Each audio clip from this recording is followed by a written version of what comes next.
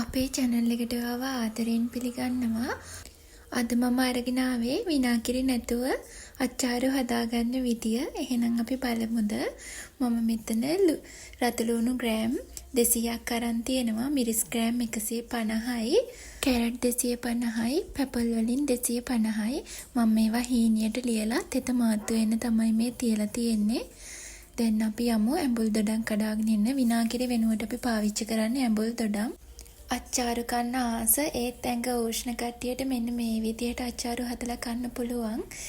ඊළඟට මම මුරුංග පොතු දෙකක් කපා ගන්නවා.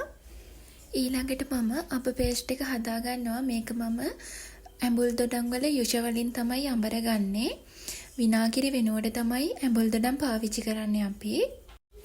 දැන් අපි අච්චාරුව හදාගමු. දැන් හොඳට වේලගත්තු මුට්ටියකට අපි කපාගත්තු කැරට්, පැපල්, අමු මිරිස්, රතුළුණු දාගමු. මේ වගේ වතුර ටිකක්වත් තියෙන්නේ නැති වෙන්න හොඳට වේලිලා තියෙන්න ඕනි.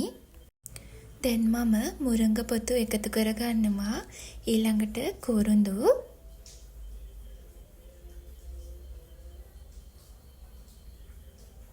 කහ කුඩු, ලුණු, කරාඹු නැටි,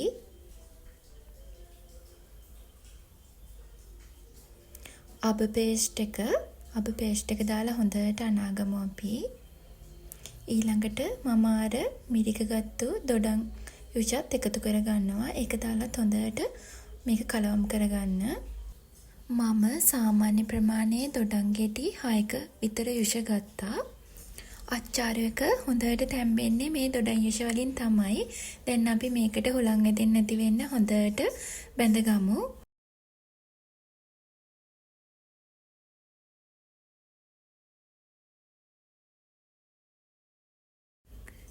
මේ විදිහට හොඳට හුලං වැදෙන්නේ නැති වෙන්න අච්චාරු එක බැඳලා දවසක් විතර තිබ්බහම හොඳට අච්චාරු එක තැම්බෙනවා. ඊට පස්සේ අපිට කන්න පුළුවන්. දවසක් තිබුණාම හොඳටම ඇති. ඊට පස්සේ ඔයාලගේ අච්චාරුවේ රස බලන්න පුළුවන්. අලුත් රෙසිපි එකකින් ආපහු හම්බ වෙමු. මාව සබ්ස්ක්‍රයිබ් කරන්නත් අමතක කරන්න එපා.